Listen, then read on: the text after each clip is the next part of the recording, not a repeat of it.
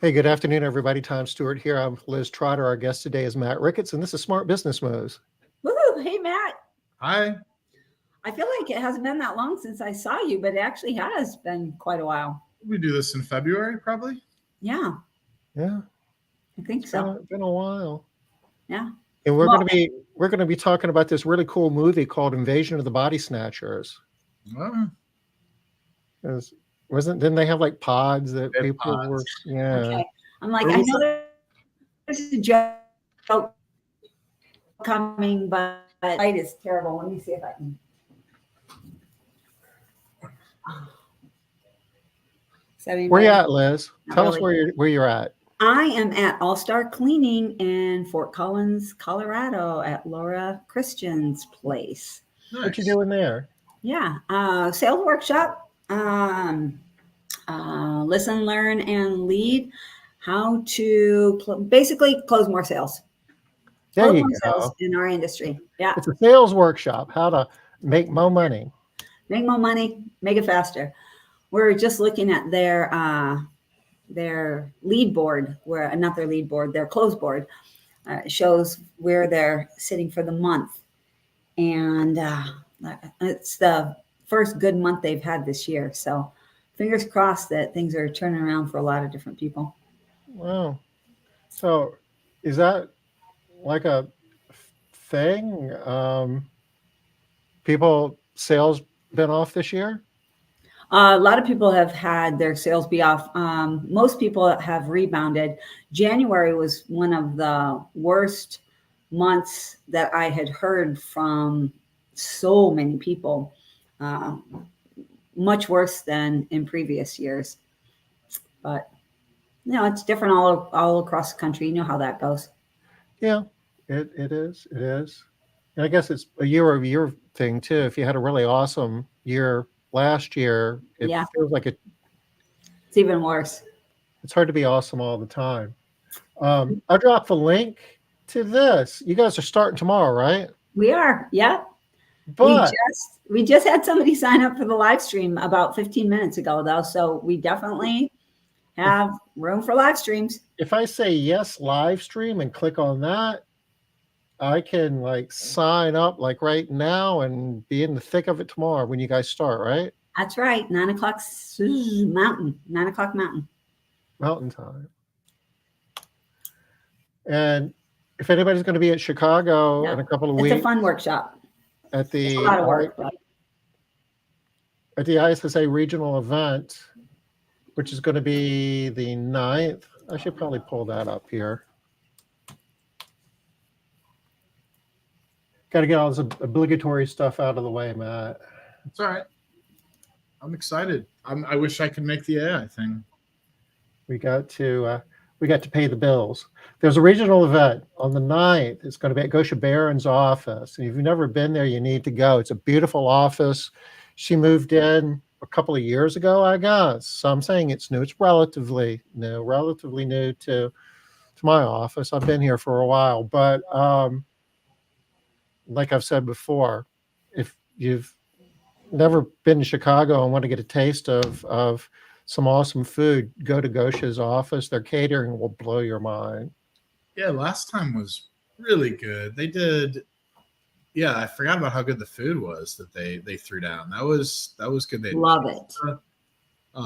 like the Chicago style pizza, the Chicago style sausages, and then like some other kind of like hot beefs. I mean, it was like all kind of Chicago food. It was so good, though. It was. Yeah, really good. For our vegan friends, they had some options too. They had some good pretzels and like a few other things. But And those cupcakes. cupcakes. Never forgetting cupcakes. It was pretty tasty. So that's going to be on Sunday the 9th. And while you're there on the next day, Monday the 10th, we're going to be hosting a day-long workshop on artificial intelligence. And it's being hosted by the Maid Central team. We're going to be showing you tools that are out there available today, available to all of us, that you and your staff can use if you're running a house cleaning business to help with your marketing. I hear him. Am I having connection issues? For a second. I hear you, but it seems like Matt is not. You froze for a second on my end, but it could have been just my end. So this isn't about Maid Central. If you're not using Maid, it doesn't matter what software you're using.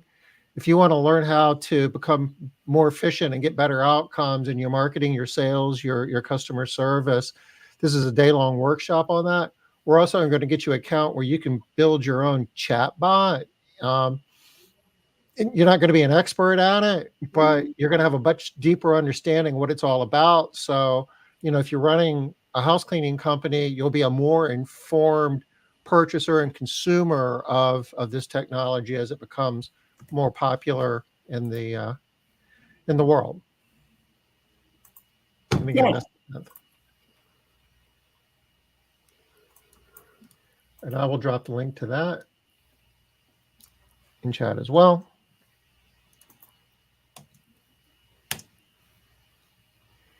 And there, we've paid our bills for today. We've done all that we're supposed to do. Yay for us. Yeah. Matt, how in the world are you? I'm doing really good. Having a lot of kind of a fun day. We're putting up a big digital sign out front. Finally got electricity to that. We'll work on putting some signage on that and run that on Friday. We'll talk about the PODS thing. That's been a really positive experience to kind of see developing leadership all the way down to the technician level. If people are familiar with traction, that idea of like management, leadership management accountability, LMA, getting that down where everybody has a number in your organization and some of the really positive benefits of that. I love dropping in on those meetings and seeing just how positive the culture is, because we didn't do meetings except for once a quarter for years. COVID kind of changed it to like a quarterly meeting cadence for us, and we were delivering everything through Slack, and there was something lost there a little bit with that. So really good. I guess just for the benefit of our viewers, because I know that we have people bouncing in and out that might not be with us on a regular basis. Could you, Matt, just share a little bit about your business and where you're at and what you guys are doing? Sure. So Better Life Maids is St. Louis, Missouri. We're actually rebranding to Better Life Home. I bought the URL. That was a very expensive URL to buy, but okay. We're going through a rebrand probably by the end of the year. But Better Life Maids is my wife and I's business. We founded it in 2008. Really have had a lot of growth since COVID, just kind of refocused on it. This quarter, we should do a little over $1 million this quarter, like 1,050,000, 1,060,000, something like that. So goal of about 4.4 this year. So we're on track for that. And growing about 30%. We're an all W-2 workforce. So solo model. We kind of adopted solos during COVID. We used to be cars and teams, and kind of pivoted like a lot of folks during like COVID. And that was a really strong pivot for us. But with that came a little bit of discombobulation of culture, like where we used to have like meetings every day where people picked up the cars and did that. We went to delivering like daily engagement videos via Slack, sort of like the stuff Liz used to do for years and years. And part of that was like social distancing and safety, right? It started that way, and even past that, it just became that the workforce became kind of distributed more. We actually expanded our service area another 11 miles further because we were able to with the model, right? And that probably helped us grow to some degree, that we started going a little bit further than we did before. But it made it less convenient for people to pick up supplies. So we adopted this idea of pods, which is just small companies within the company. So we have 4 pods. We're about to start a 5th pod. They basically are just a field supervisor, which was most of us would call a trainer.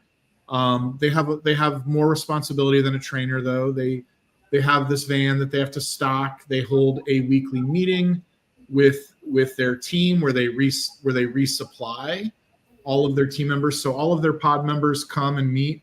We like Lowe's and Home Depots because they have that covered drive-through if the weather's inclement, like, right? So we can go in there and buy some stuff if we need to, and then everybody can kind of just do a quick huddle underneath the roof if it's raining or something like that. So we've kind of adopted a lot of Lowe's and Home Depots as kind of our location, and they tend to be along kind of high traffic areas anyway where we want to be. So that's worked out really well. And the pod, and your vans are well marked, they're wrapped, and everybody knows who's there, right?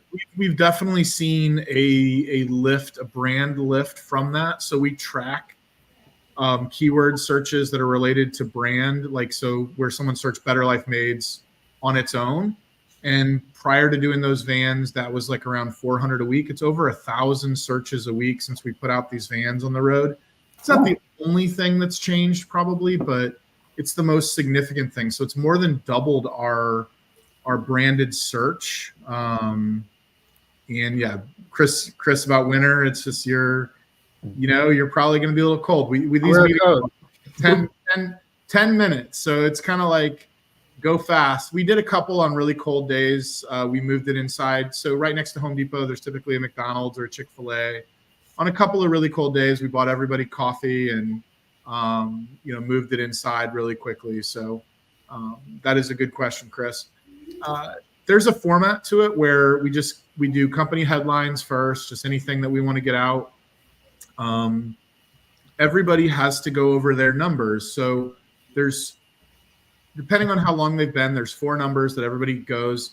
We take our data from Maid Central, and Tom's not going to love this, but we run it through another software called, what is it? I don't do it, so I don't know, but it automates it and turns it into a report for every employee, which is their scorecard for the week. So instead of looking at it in Maid Central, we send it to them as an email. So they have to go and read off in front of their team their score, their response rate, their efficiency, and their productivity. They have 4 numbers that they're responsible for. So we've pushed down that everybody has a number.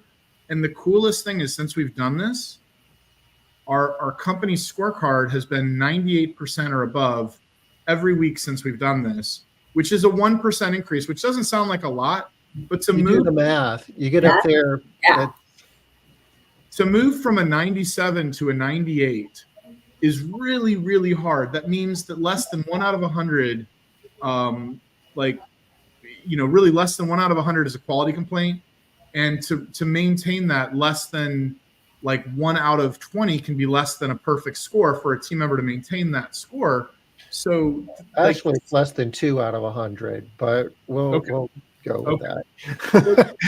Just the idea being, though, that it's so much harder to move from that level. And it kind of worked with, in conjunction, we were working on a book from Scott Wozniak. I met him at Liz's thing. We implemented some of his stuff. Make Your Brand Legendary from Scott Wozniak. I'll give him a plug here. Good book. It's all about creating delight is what we call it. He calls it, what's he call it, Liz? I knew you were going to ask me. I'm like, what is that? This is about like raving fans. It's about raving customers, right? Yeah. That's it. He calls it raving fans. We call it creating delight internally in our business. But just the whole idea of pods, it's about a year in the making. Things start to move a little slower. When did you implement this?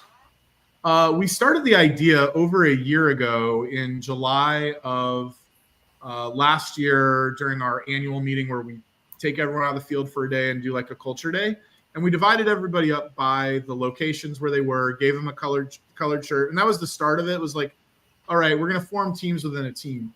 But the van's actually going out and we're actually doing this every day. And the supervisors running this started in March. So this is still, it was almost a year to kind of get all the pieces. The ship moves a little slower as you get a little bigger. You can't quite just nimbly do things. And we consider this to be a pretty big initiative. So we took our time and, but the initial fruit has been good. And what I also really love is there was a lot of pushback initially from everybody reading off their numbers. And we just kind of kept going with the idea. It's like, guys, think about how boring baseball would be without a score. It just makes it more fun for us all to have a score. If you went to a baseball game and they just were hitting and like you didn't know what was going on, it would be even more boring than it is. I mean, it's already not the most fun game. Like having a score makes it more fun. Or we talk about bowling a lot. Like go to a bowling alley and cover up the score. I don't think you would roll more than 10 pins before you got sick of it, or 10 balls. I think you'd be over it pretty quick. Yeah. I love that. I think that's great. Matt, so we're hearing a little bit about some good stuff that's coming from it. What's been hard? It's like you said, it's taken a long time. And there was a week we lost 7 employees from it. That was hard. They were just not culture. They were culture misfires. They didn't want to read their numbers every week. Yeah, I mean there was some initial just like sorting out who would come to meetings every week and who was gonna really push back. But when we decided we were gonna do it, we were gonna do it, and we were willing to make that sacrifice and slow down a little bit to go fast longer, right? So we had, we weren't able to sell as much, and some of these were really great individual cleaning technicians, but when we decided that culture mattered and that it was going to be important to get that back on track, or at least the culture we want, right? Like there's always culture, whether it's the culture you want or not, right? Right. So when we decided that this was important, we did lose some folks. Some people jumped off the bus, and we hate to see anybody go, right? Turnover is tough, but of course, especially good people. Yeah, they were what we think of as good people, right? They were good cleaners in terms of like their numbers would be good. Like I'm a numbers person. Like their scores would have been good. Their efficiency, productivity, quality score, and response rate would have all been, 97 plus, 98 plus, like, high achieving techs at most companies, but they just did not want to come to a meeting or share a number. And we had some tough conversations with them and let them know, like, we're going to do this. So that was tough. How about, have you had any numbers that have taken a hit, even if it's just a short-term hit? Maybe that you're going to take something. Other than turnover when you lost 7 people. Yeah. Turnover was one. We didn't used to do meetings. So like, there's a little bit of a hit in revenue per job because we've got a false job in Maid Central. And I know Tom's going to fix that in the next year. So it's on the roadmap. It's already I'm not worried. I was talking about how excited I was about that today. I was like, when they get that fixed, I'm going to be so excited, but I'm willing to live with that. I know that is a kind of just a little bit of a false number because we're putting in a meeting once a day. And it's really not that big of a deal, but once a day or once a week? One per day there's at least one meeting happening somewhere in town per day. That's right. So, and then they're at different places, but Maid Central helped us sort this out too, because we were able to create, satellite locations like in Maid Central that we can set that meeting up at with the location, and we can start their day from that location so that they can start collecting mileage from there and clock in. So Maid Central makes it possible too, through that. That's one number, but overall our efficiency has gone up in total because they're making less trips to the office. So that's, I think when that number gets cleaned up or when it gets removed, or if we can figure out a way to back it out, it probably in total is actually better. When you say efficiency, Matt, what are you talking about? So get the language here. So when I'm talking about efficiency, I'm talking about in terms of the way Maid Central has coached it to me, which is that it's the amount of time that's productive time cleaning versus non-productive time, meetings, drive time, that sort of thing. So our efficiency is a little over 85%, which is, good for us because we came from a solo world when we were in the 70s originally. And I know there's people that are higher, but that's an improvement for us, 2 or 3% improvement. from where we were. Any other numbers that have taken a hit? I don't know. Like I'll have to look at we do our own ENPS score. I don't know if anyone's familiar. It's employee NPS, Net Promoter Score, where we survey our employees once a month. I'll check that and see if that's gone down. I don't think so. There's no way. I would be so shocked if it was. Yeah. I mean, initially, yeah, but now here you are in May. The one in March, maybe. Yeah, that was a little rough, probably. Yep. The first month, and March in St. Louis is pretty unpredictable. When we started this, so Chris asked about the weather. The weather in March in St. Louis, we had like a crazy storm in March, and like a really bad cold snap, and probably the coldest week of the year was like the first week we started this. Oh, wow. And it's really unpredictable in St. Louis. It can be 70 degrees and beautiful, or it can be the coldest week of the year, like 10-degree temperatures. And I always sell St. Louis so well, don't I, Tom? Like you're just he just doesn't want any competitors out there. So he's that's like, right. You're scaring us off. Yeah. But you know what? I think that probably worked in your favor, because every week after that is better. It's like, well, could be worse, could be March. So when you roll this out, you've got 4 pods now, and you're building a 5th one. Did you just roll out all of them at one time, or did you just start with one and leave everybody else doing the traditional approach? That's a good question. So there's one per day. So for the first 60 days, we had 2 managers coming to every pod meeting. Now, a manager still from the office still shows up at the pod meetings to help support them as best they can. One day there's a pod meeting where there's a day where there's a pod meeting in 2 different places. So I'll try and show up at one of them, and then another manager will come to the one in the city, which is closer to where she lives. So we still support these with some management functions. I like to come to them. I think it's really fun to see how healthy and engaging they are. And otherwise, I wouldn't probably get as much of a chance to interact with the cleaning techs. I really do enjoy going to them and meeting them, because I had been very separated from that for a long time. Like as you get bigger, like your role changes, and I go to every orientation and I meet every tech, but after that, I rarely would see them, Wow. So you go to every orientation now? If I'm in town, yeah. That is cool.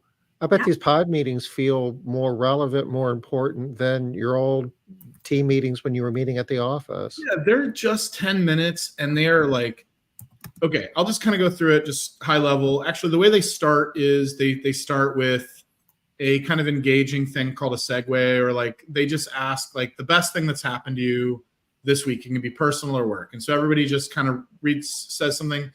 And it's cool because you're getting to know people. Like, oh, my sister got married. I wouldn't have known that about somebody. And none of the rest of them would have known this stuff about their coworkers if they weren't coming to this thing. So I've heard some really cool things like going on in people's lives. Like somebody's mom got married and they were like the maid of honor in that wedding. And that was a cool experience for them. And, I could go on and on. So I show up at these things and I learn a little bit more about my staff, because they do their little segue. Then they do their numbers. Then we do company news. And that's a great way to kind of cover any like initiatives that we have. And then we cover like a brief safety topic and a briefly a culture topic. And the culture topic would just be something along the lines of, hey, like Sean got this great scorecard. This really demonstrated this cultural value of the company. I wanted just to share this with everybody. And then that's really it. Like if they have any questions, and then there's some time for them to restock and do one-on-ones. It's really fast, but feels very relevant and very important. Does your manager curate some of this information and kind of put the agenda together? Yes. So if there's Ari, who is one of the office managers, she puts this together every week, make sure that they have this, and then it's just distributed on a document on Google Drive, where they just open up the same folder, and then it's there every week. They know where to go. They all have a company email address with Google Drive, and go to that on. We've given out 3 iPads. I think we're still short one. So we're going to give each one of them an iPad to kind of do this. And then they can kind of share if there's a video or anything like that they want to do. I'll show you an example of something they might go over if I can find it. I'm not sure if this is an Acrobat or preview. Hold on. Preview. I'm not sure if this will come through. When you're sharing your screen, click the button that says line feed to, or it doesn't say, I don't know what it says, but it does line feed. So whatever's going to your speakers will come to us too. Oh, you know what? I think I just did, hold on. I'm not sure it's going to allow me to, unfortunately. Let's see. Google Chrome has lost permission to capture your screen. Fix it. Go to, yeah, I'm probably not going to be able to do it without logging out. So it's not a big deal. I don't want to, we'll just have to talk about it. I can actually, I'll email it to Liz or you real quick, Tom, and you can share it if you want to share it. Yeah, Sure. send it over to Tom. He can share it easily. Otherwise, we'll be walking me through it also. Yeah. We'll have we have a page, our employee resources page. That's probably the best way to do this. I'll just share the link to that, and we can just click on a few things there, and that they'll use for resources. So I'll just share that link with you. Where do you house your resources? Do you house them in Maid Central? Yes and no. So it's a page on our website that is a link back to this page. So when Tom gets it,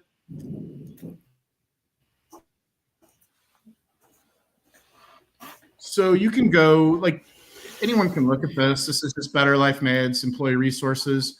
If there's one that says resources, I can't really read what your screen says there. Maybe creating delight. Is there something like that on there, a button? Get instant price. It's on those little, it's the little white buttons in there. Oh, okay. Day 1, day 2. So that's training checklist. Communication channels. Resources. Oh, maybe under resources. There it is. Creating delight, middle. Click on this one. Yep. Click on that. So this will be like maybe something they would go over. And this is based on, again, some of the stuff from Scott Wozniak, which is, it's basically an engine for how to create delight. It's like the standards. So the first thing with his thing, and it's not on here, would be like customer insight. You have to have a way to measure what your customer performance is. So if you're on Maid Central or you're using, Martha's system with Quality Driven, that would be an insight engine that you have into customer data. Like, are they happy? What's the general, feedback level? Scott came from Chick-fil-A, and one of the things that they're really proud of is they have a 97% that their orders are 97% of the time, which is really high for fast food if you really know much about that. And that's down to like the right silverware, right? McDonald's, you're lucky 90% of the time if you get your order right, not alone, but you got the right sauce or right. Chick-fil-A measures it down to, is the silverware right? 97% of the time they're good to go. And if you want to make McFlurry, forget about it. Yeah. That's a whole nother thing that he talks about. The McBroken, yeah. Broken.com if you really want to know. We're not going to have time to do that. But the idea of operational excellence is, like, we talk about this with our people. It's like that quality score. It's the standards that you set and that you hold to, right? That's operational excellence. There's a lot of ways that we all measure it with that, but that's not enough. Like, I talk around operational excellence. I think it gets talked a lot. I don't talk a lot enough about, like, the idea of personalized service. Do you know we train our employees how to shake hands, even though not all customers want to shake hands? But if they do, if they reach out, some millennials don't know what to do. Like, it's like the most awkward thing you'll ever see. Is it not even a millennial? It's Gen Z. A 20-year-old, when you reach out their hand to them, like, they're like, some just don't have any clue. What am I supposed to do with that? We practice that. We practice greeting them by name. Where do they find that information? On the work order notes. I'll use Sean as an example again. I'll say his name again because we have secret shoppers for our company customers that we give like a 20% discount to give us much more detailed feedback than the scorecards where they've got to go through like a whole thing. And I was reading one from Sean, and one of the things the customer said was not only did he greet her by name when he walked up, he greeted her cat by name. I can't remember what her cat's name was, but how cool is that? He had to have read the work order notes and personalized the service to the level. So inside of Maid Central, there's this section that says pets. He must have gone to that section, it's all pretty laid out for you in a logical way. He must have gone to that, read the pet's name, and knew it when he walked in. I'm so bad at names, I'd be lucky to get the customer's name right. But he knew Fluffy's name or whatever the cat's name was. And then, that's, just creating that really detailed scope of work, personalizing it to each customer. Within we call it their preferences, our processes. There's a page for that on our website if people want to read more about it. But Matt, explain to me why knowing Fluffy's name was not a memorable moment instead of personalized service. I would think personalized service would be more about the service. They're both. I mean, it's really kind of both. They kind of go over both, right? Okay. But personalizing the services, he wouldn't have been able to know that if we didn't capture those detailed notes, right? Yeah. And so we're personalizing the service. He made it a memorable moment just by being personable, right? By doing the personalized service. One of the things that's in memorable moments is our cleaning checklist, which is part of a process thing. But because we train them so much on leaving really great notes and really like fun notes and like with gratitude, they're very memorable. And a lot of our customers save them, and we'll come back and there'll be a stack of them because they like the notes that our customers that our technicians leave.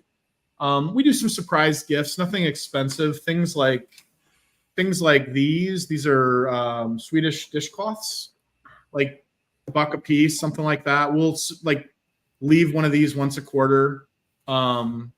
Every once in a while, we'll like during we didn't do it this year, but for the holidays, we might go get koozies and like leave a bunch of drop those off at customers that week. So if you had a cleaning holiday week, you might get a beer koozie, which is a thing in St. Louis. I don't know what they're called anywhere else. Is that the right term for them? The little foam things? That's what they're called in Charleston. Yeah. Okay. So we'll do those during just little surprises. And then the staging, we spend more time training on staging than we do on the actual cleaning. Like we go over that like crazy. And I know, Liz, you can click on those manuals and you'll see what we do. You'll see a lot of Liz's stuff in our manuals. And I'm pretty sure the staging might have come out of a manual you might have given me years ago. Because that idea is not new. It's just we train on it. And so we're able to do, the reason this matters is we're able to kind of go over this stuff at the PODS meetings and bring up like a visual like this and, talk about it. And, we actually have these in poster form on the back doors. As you open the door of every pod, it's on the doors. We should probably make it a vertical poster because the doors are narrower than they are wide, but we have this poster in every pod vehicle that they can reference. So okay. Linda wants to know, do you reward your staff member if they do well with the secret shopper? I don't know that answer. I'm going to guess that we probably don't even let them know that they got secret shopped because we don't want to tip who they are, who the customers, who they are. So we probably should do something, but it would be a pretty short-lived secret shop if that was the case. But we do tend to rotate people through those houses, so you don't generally get them. That's the other deal about being a secret shopper is you don't get that consistent person. You've got to be willing to have different folks. Okay. I think, though, that it could work if you rewarded them like quarterly. Nobody would know when in the quarter they were at a secret shopper, right? And you would just only reward on what they did well. Yeah. right? The stuff that they missed, that could get you into trouble. They could figure out where they Yeah. were, where they missed that thing. But what they did well, you're probably safe there. It's true. I think that's a good question, and I think I'll bring that up. I like it. Yeah, me too. It's a good question, Linda.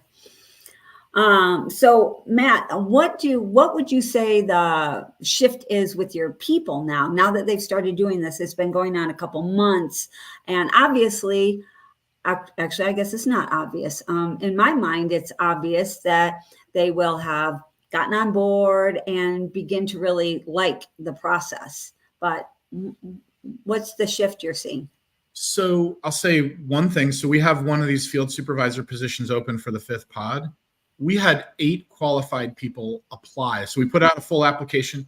We just have to beg people to be a trainer, but to be a field supervisor, we're going to have to make a tough call. Like, right. We talk about it every day. We're like, who are we going to pick?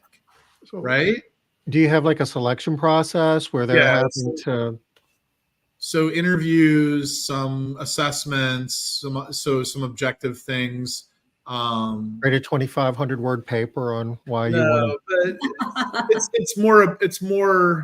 it's probably going to, all things like this are a bit subjective, but there's some objective things like, can you work overtime? Because this position is not like, you might need to, you might need to be the last one in the field every day because you have to push the last people through, right? You don't get to clock out early anymore. You have to be the last one in the field to be out there to make sure nobody's left behind, right? So that's pretty objective. And that weeded out a lot of folks because they have kids or things like that where they have to be off by 3:30. And we're pretty good about doing that for people. But so that's an objective one. The guarantee is $24 an hour for this, but some of our folks make more money than that. So they have to realize like it may be a little bit of a pay cut for some folks. So we have to like really understand what their motivations are. In general, it should be a pay increase, but They clean some homes during the week too, don't they? It's 90% production. It's a production job, and they're making really good money when they're training. So we have a very generous thing where they get 100% of the commission structure when they have a trainee. By week 2, they're cruising and they're making like $50 an hour probably. I mean, so the first week they're probably making they're making guarantee at 24, but by the end of week 2, that trainee is like producing a pretty good amount of work. And the trainee is probably at like 90% productivity or higher by the end of week 2. So they're double dipping on the total available pay, basically. Yeah, that's sweet. Yeah, that's a really good deal. Oh, yeah. So, and you get a company vehicle, I guess. Is that part of the deal? You do get a company vehicle, so that's been good. I mean, to answer Liz's question is that like people really like want that job, right? So that's interesting, right? So, we had some folks that have been with us 7 years that had never raised their hand for anything, and they're like, "We want to do this," and so, like it's going to be a tough choice. I love that. That if it wasn't a tough choice, it wouldn't be working as well. Yeah. Right? That's great. How often are we picking between bad alternatives? It's true. All right. So can you read this, Matt, or should we read it? So the question, what determines initiating a new pod? Is it mainly revenue driven, a combination of things, customer service, that's geographic location? We think ideally that it's 10 to 12 techs per pod leader. And honestly, like if you were to do this differently, you could probably just have one van and meet the pods and like you could keep the costs down. Yeah. We're looking at the pod as the vans as a pretty solid branding exposure piece. So, if a vehicle all in costs us $1,500 a month with gas, insurance, payment, whatever, we're okay with that in terms of, our size and what we think that can do in terms of eyeballs on us every day. But you could get away with just doing one van and having a manager drive that around and not giving a vehicle out. There's ways to cut the cost on this and still get some of or most of the benefit. But so for us, we believe 10 to 12 is probably a good sweet spot because we want that supervisor to be able to drop in and visit one team member a day, right, that they're going to go push somebody through, and we want to rotate it through so that once every 2 weeks they can visit everybody in their pod. If possible, they'll go out and actually work one-on-one with everyone on their pod over the course of a 2-week period. Ideally, you'd be able to do that once a week and spend some time together, but we think that every 2 weeks will be sufficient. So they're able to do that and still spend 90% of their time in production. Yeah, because they'll get done with their two scheduled jobs with their trainee, and then on week 2, the trainee's driving their own car and meeting them, and so then they'll go and push somebody through that's kind of running behind, and do a third, and basically help out. And I know you pay revenue share, so does that they get that revenue share, and hopefully, so most of the time people ask for help. So we have a Slack channel where it's like, I don't know if it's called help or need help. I don't know what it's called, but it's help channel. Yeah, just help channel. And so people ask for help. And so we've got somebody that's kind of in charge of pairing people up, and they try and pair people up that are in the same pod for help, and try and pair the supervisor to people that are in their pod. So it's not perfect. It doesn't always work that they're even doing people with their pod. Sometimes they go and help, somebody else, but generally we can match that up, and it's a revenue split on that job too. So we're seeing most of our field supervisors making $1,200 a week. It's a pretty well paying position for a cleaning position. We're trying to make it a very attractive position. Yeah, that's decent. So Matt, you were talking about some of the benefits, and the ones that I captured that seem to be the best currently are the quality, the culture. You're having a stronger culture, and then it sounds like you're having more engagement as well. Is that right? Yeah, I think more people are seeing a future in the company. Like the whole, if people want to play around with that resources page, there's a career ladder on there, and people are asking more just about like, well, how do I make advanced tech? How do I become a master? They're asking more questions about how to move up the career ladder, even before they're even qualified to be a field supervisor. So engagement is a really great way to describe it. I mean, people like, I don't know that I'd ever heard that question as much as I have recently. How do I move up the career ladder? Because you have a career ladder and everybody starts at the same place, and that's part of the culture as well. Yeah. We talked about that yesterday in our Foundations of Success Series program. Yeah. People do love having a place to go, and that's like, you hear that all the time, but you're actually living it now. We've been trying it for a while. I will tell you, like I said, there was the hard stuff of like, some lost folks during this process, and I'll tell you what, my wife gets on me about this because I'm the softest person. When anybody quits, I'm always evaluating it. Like, what did we do wrong? And I'll have a meeting about every person that quits. That was a long week when we lost 7 people in a week, because I want to talk about every one of them and be like, what happened? What was the what's the underlying cause? The root cause. What was the root cause? Yeah. Yeah, I like to know that all too. So with this pod approach, you're adding a 5th pod. 10 to 12 people, makes sense to add a pod. So when you start a new pod, do they start off with just one person, or do you split some people off the other 4 pods to kind of? Yeah, so our city pod is a little overweighted right now. It's got about 16 people. So we'll probably pull some off of that. And then we've got a pod that is kind of spread over too big of a geographic area. So we'll kind of peel that one apart. So yeah, we'll probably take from those 2 and then add some folks. And build all 3 of them back up at the same time. Yep, that's kind of the idea. And then we have the West County pod that could use a supervisor. So that's also part of the consideration set for somebody applying for the position, is that they might have to work in a geographic region that's not as close to their home start that they're doing now to kind of run one of these things. So Matt, who would you recommend that the might want to try this pod system? Who might it be good for? I think once you're to the point where you're doing solos and you've somehow lost a little bit of that. Well, what if they've always been solo? Yeah, I don't know. I mean, I think then you might not know what you've lost. I Yeah. know we know what we lost when we were teams, and like it was obvious that we had lost a little something. Yeah. In terms of culture and I don't know. That's a good question, Liz. What do you think? What do you? Well, I'm wondering if it might make good sense for anybody that is having solos once their company is, maybe at the 15 employee mark or better. Might be a great place to start considering it, because you're still having the same issues or non-issues, however you want to talk about it, that if you have solos, whether you recognize them or not. Just because you don't see what's happening doesn't mean it's not happening.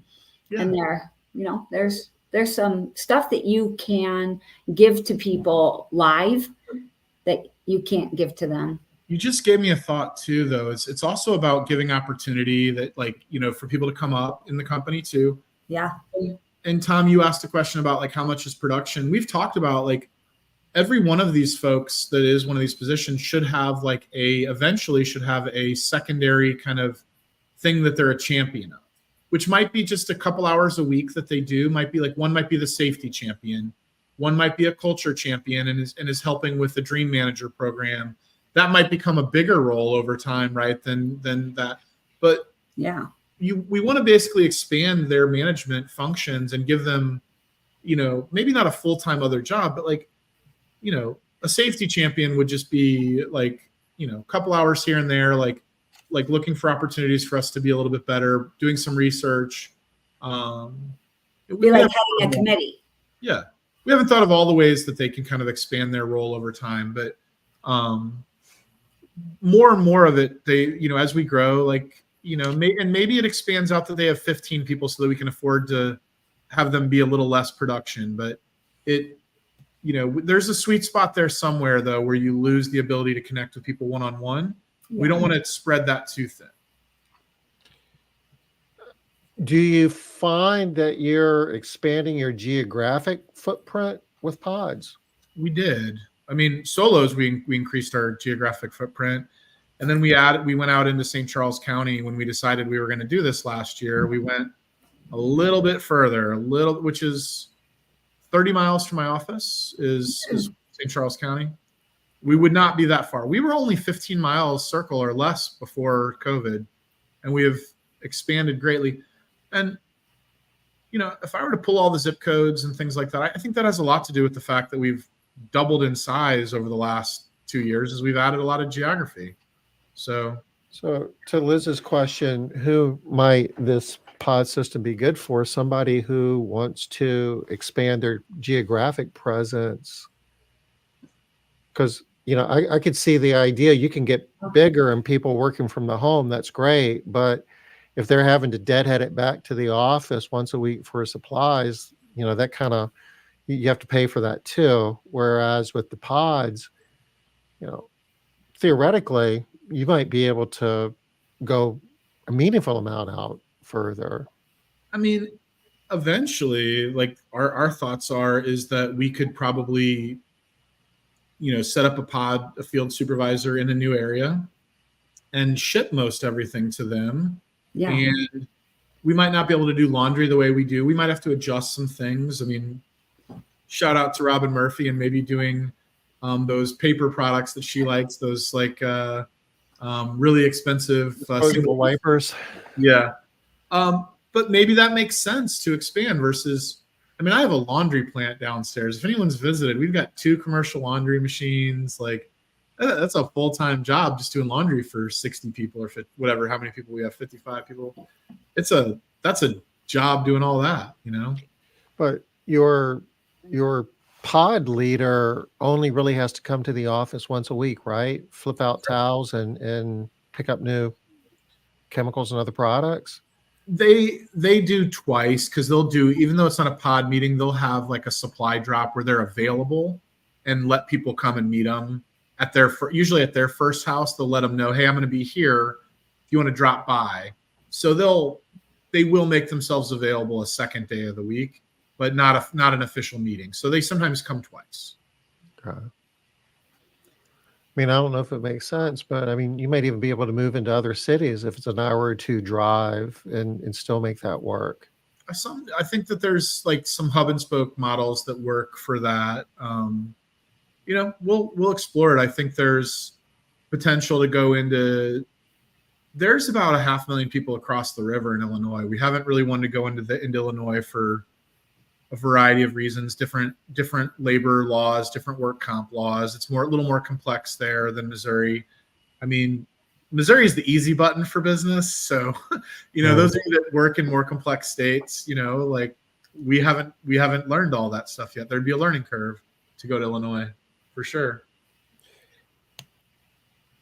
Can I switch gears for a minute? I'm just really curious about the rebranding. You mentioned earlier that you're rebranding, adopting a new name for your business. What's the thinking there? There's a couple of things. So Better Life Home potentially could be the hub of a larger system. If for thinking 10 years down the road, like, it could be an all home services hub, right? Like that's not on my immediate radar of why we're doing it. It's also, we've moved away from the word maid internally to technician and to, really in all of our language with them it's all internal technicians. So initially it's going to be an internal rebrand. Their uniforms are going to be the first things to change. Some internal swag. That's really the first stuff. Then the URL, then we'll rebuild the website. But I guess another shout out to Robin Murphy. I'm not saying maids is a dirty word. I just think it doesn't portray the image that we want for the future. If I'm looking 10 years out in the future, it's not the brand that I think gets us where we want to be. So, let's start the process now. It's going to take years to change. I mean, we're going to do this. We're not going to do like rip off the wraps we have. And like, we're not doing that kind of rebrand. It's going to be iterative. It's going to be a slow change, and people will probably still know us as Better Life Maids for years. You guys ever heard of St. Louis Bread Company? You have them in your town, whether you know it or not. Yeah. Panera Bread. Yeah. I'm like, I know this. Yeah, Panera. Oh. So that didn't work. When they went into Atlanta, they're like, nobody wants to go eat at St. Louis Bread Company in Atlanta. And they got murdered because there's Bread would get stale by the time it got there. So I'm not saying it's quite that thing, but you know what? They're still called in St. Louis Bread Company. So do you have Panera there? We do have them. Like the brand inside the store and all the cups, it says Panera, but the outside signage still says St. Louis Bread Company. Okay. So, some of this stuff, it'll take time, and we're not in a rush to change it, but we think it's a stronger brand for where we believe we're going to go in the future and where home services might intersect. Bigger picture, I think that the residential cleaning services can play a bigger role in the home services. I'm not going to rush to do that. It's expensive to be the pioneer and to try and do that, right? Like we've got to be a lot bigger before we're there. But I think we are the most important piece of a home services strategy roll up that could be, massive. And I want to have some say in having the right brand that maybe makes us more attractive for that someday. You don't know how it all's going to unfold, but you just want to leave as many doors open as possible. Yeah. And one thing that came into my mind, Matt, as you were talking PODS and then also the rebrand, et cetera, is a lot of people are talking about and reading the book, 10X is better than 2X.